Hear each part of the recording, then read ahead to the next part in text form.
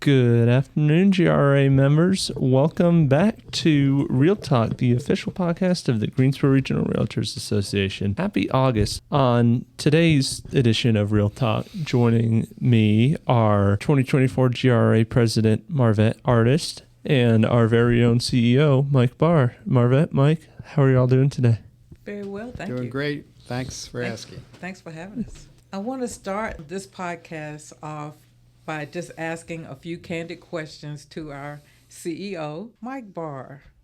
What has been your biggest challenge this year? Marvette, with all the stuff going on with the DOJ and Abbott National Association of Realtors, I worry that we have a huge portion of our population of members or realtors who have not yet grasped what's going on and how all these changes will impact them. We have tried to communicate with our members, and we've tried to have meetings, and we've tried to hold ABR classes, and we tried to provide as much information as we can get our hands on to help them understand what's going on. The National Association of Realtors has the websites competition.realtor. We've had the competition.realtor on our scrolling page of our website, GRRA.org, since we could grab that, right? And we're putting up the facts.realtor on there with the FAQs and how you need to proceed with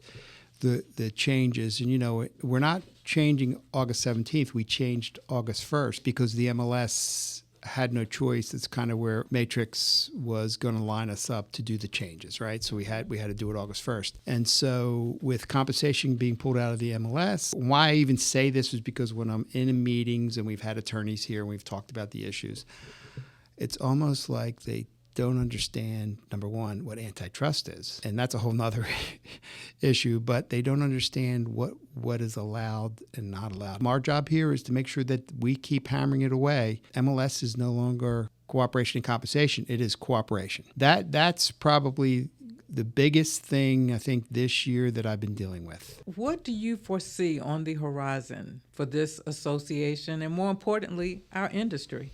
I always look at ourselves the size we are now. So when I got here in 1999, we were about 800 members.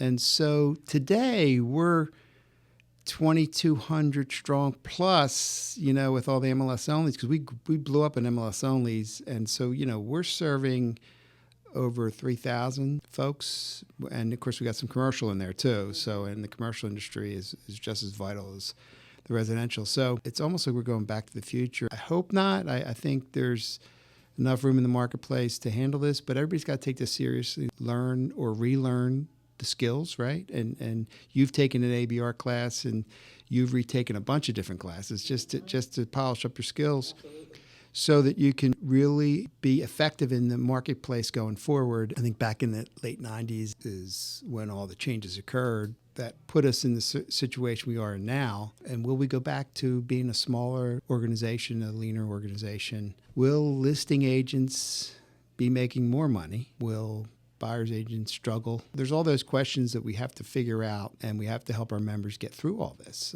It's going to be very interesting to see how this plays out. We all know that real estate is constantly evolving, and our industry is ever changing. Our industry, real estate, will always face challenges. The question becomes, how will we address them? What keeps you up at night, Mike? I've developed a lot of good friendships with our membership. We have a lot of competition. I still beg to differ with the DOJ's rule, thought process that there's not competition in real estate. There's a lot of competition. A lot of our members are struggling to take care of themselves, their families. They are single proprietor. They're single. They're not married. And they rely on what they earn in real estate. I always worry, how are they going to make it? I vividly remember 2008 and 2009, and it was a struggle. We were the counseling center for the realtors at GRRA, and we helped so many people talk through their career and how they were going to survive it. I don't know if this is that. Depending on how it plays out, it depends on the market and the way realtors work together to get through this as much as they can, right? Because we're not going to violate any antitrust, right? And I think it's really important that everybody realize that these are hardworking small businesses. Realtors are usually incorporated, have their own situation, and they're small businesses. They're trying to make a living, trying to put food on the table, and issues like this pop up in the way they operate are changing the rules of the game, and everybody just needs to have to learn the new rules and get good at it. Get those skills together that they can talk to their buyers and make sure they understand what's going on and why it's important to work with a realtor. And then on the listing side, the listing agents need to explain to their sellers why it's important to offer compensation. I think we'll get there. I think there's going to be some trouble. What keeps me up at night is that my folks need to put food on the table. Are we going to have a scenario where people are struggling, and then here we go, we're back to counselors and the realtors? So I'm hoping that we get somewhere. We're able to help our members gain the skills, gain the information to be successful in the new marketplace. I firmly believe that our association, Greensboro Regional REALTORS Association, makes information readily available when it comes to the Triad MLS, when it comes to forms, when it just overall. Can you speak to that specifically? We have been putting out as much information as possible. We've been putting out stuff on our website, in our blasts, highlighting the ncrealtors.org website. That is phenomenal. They have the ethical and the legal stuff. We held 3 ABR classes. I encourage everybody to make sure you go online and take the virtual ABR class through become.abr.realtor. And I think that would be a great place to start and learn. And I can tell you, every single person I talked to said they got so much out of the ABR class because things have changed, and they said it was valuable to take it. So I encouraged everybody to take the ABR class. They're going to be surprised what they learned that they didn't know. So things have changed, and even you are an ABR. You took it years ago. It's now time to refresh. How has the association's relationships with the county, city, and state evolved over the years? We have worked really hard on the government affairs area, and we created a program. It was modeled after the state political coordinators program at NCR and the federal political coordinators at NAR. We created a local political coordinators program, and we have members who have relationships with both the Greensboro City Council men and women, county commissioners, and the school board. And we have worked really hard to create a dialogue with those entities so that we can express to them the issues regarding development, the issues regarding real estate, issues regarding property ownership and home ownership, and how important and trying to be helpful to them in all the discussions so that we're not just asking them questions, we're providing answers for them to consider. We believe that all the things that we're learning at the national level, state, local, national level, we're being very helpful. I will tell you, Marvette Greensboro Realtors led the charge for the housing study. We partnered with 10 other associations, with the state association and the National Association, got grants from the state and national, and the locals are all chipping into this to fund this expensive housing study, and we are going to unveil it September 27th at High Point University in order to move the envelope on housing. We need housing in this community. We need rental housing. Housing affordability is an issue, and we need to get housing created somehow, some way at the price points where people can afford to live in that housing. Not everybody can live in a $500,000 home. We got a lot of work to do, but we're coming up with a lot of housing. It's going to hopefully move the needle of development in our area. You got Rockingham County, Randolph County, with the mega sites. Rockingham County's poised to grow there on the border of Guilford. Around the airport, we have a lot of stuff going on. We need housing, because if we don't have the housing, we're not going to grow. We got a month and a half worth of inventory. This is a critical time. We need to put the houses up. We need to put the houses at the right price point up. Not everybody makes a high income in Guilford County. We need to focus on the housing affordability side of things so that the type of housing that's put up can be affordable for somebody who is working for the city or working for that is firemen or working in the police. So that's really important. So this study hopefully is going to move the envelope, get some new builders in our area because we're going to get a lot of press on it. And we're going to help. The focus there is to help our members make a living. We get some more developers in here. We have new developments going up. We've got more housing to sell.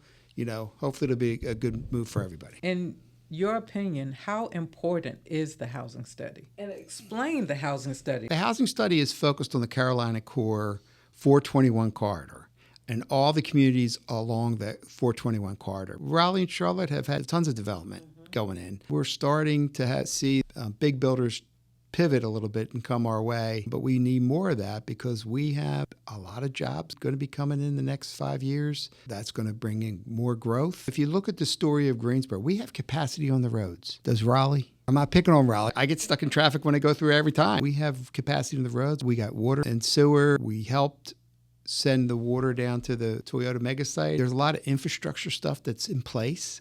We just need the housing. We've got to figure out how to tap into the water in that southeast corner so that some developments can get put in. But all those things are really important as we look forward. The researcher who did this study will paint the picture of exactly what is going on the ground in the Carolina Core. And we're going to be extrapolating Guilford County, Randolph County, and Rockingham County out of the 21 county study and painting the picture about what's going on in Guilford County. So you're going to see a lot of information about how many developments are underway, I should say, the needs of the groups, the populations of employees who are making X, Y, and Z, and their needs and what they can afford to pay in housing in order to live in Guilford County. The amount of people saying that they drive into Guilford County for their job every day and then they drive home to a different county is substantial. And that crowd has said in the surveys that they'd live in Guilford County if there was housing.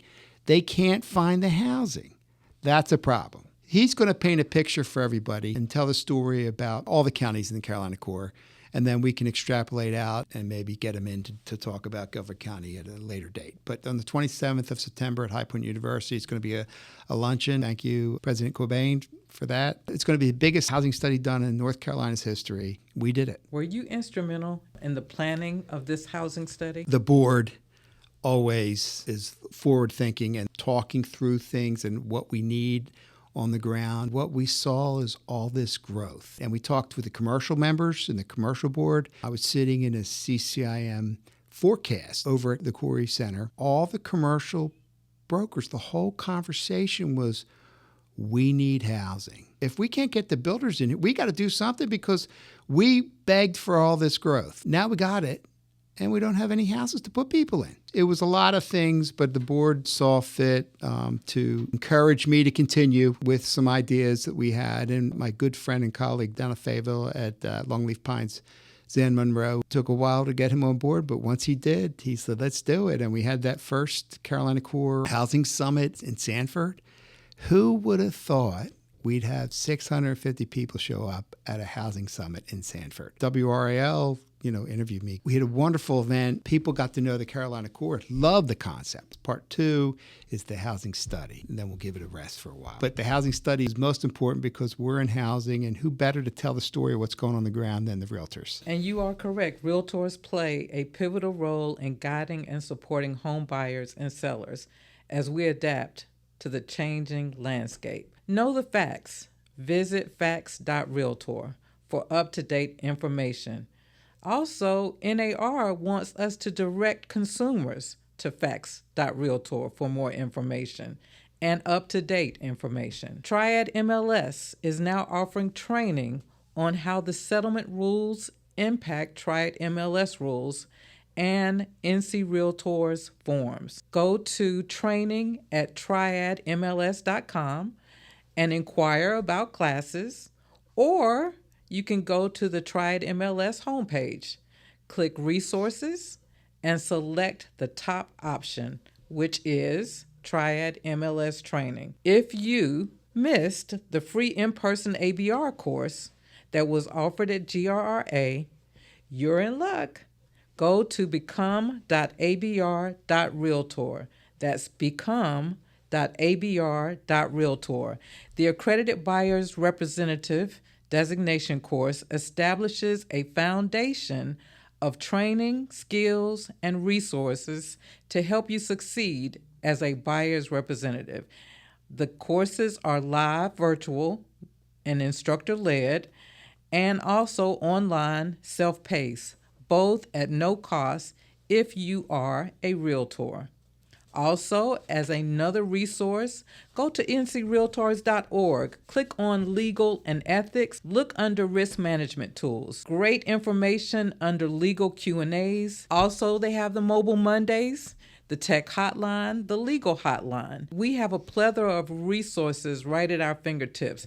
There is no reason why someone should look at you or ask you, where do I go? Where are the resources? We've always been here to help our members. We're so member focused. A lot of people say they're not part of the GRRA clique or whatever, and it's not a clique, we're a profession. We have folks who are actively involved in real estate, top producers coming to the trainings, coming to the education, retaking the ABR, clicking on the resources. They're always involved and they're focused. We're focused on our members, and we're here to help.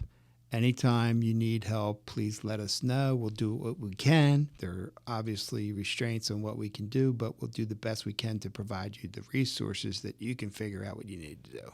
And anytime, give us a call. We're here to help. Become active. Know what committees are available and offered. Become a realtor of distinction. Understand what you're paying for, because that encompasses your value. Thank you so much, Mike, for taking time out of your busy schedule and sitting down having a candid conversation with me. Anytime. Thank you, Marvette. Marvette, Mike, thank you both as always for appearing on Real Talk. It's going to be interesting definitely to see how the real estate industry changes, particularly on August 17th. Listeners, thank you so much for tuning in today to Real Talk, and we will be sharing this on our Blast and on our YouTube channel. Make sure to like and subscribe, and we'll see you next month.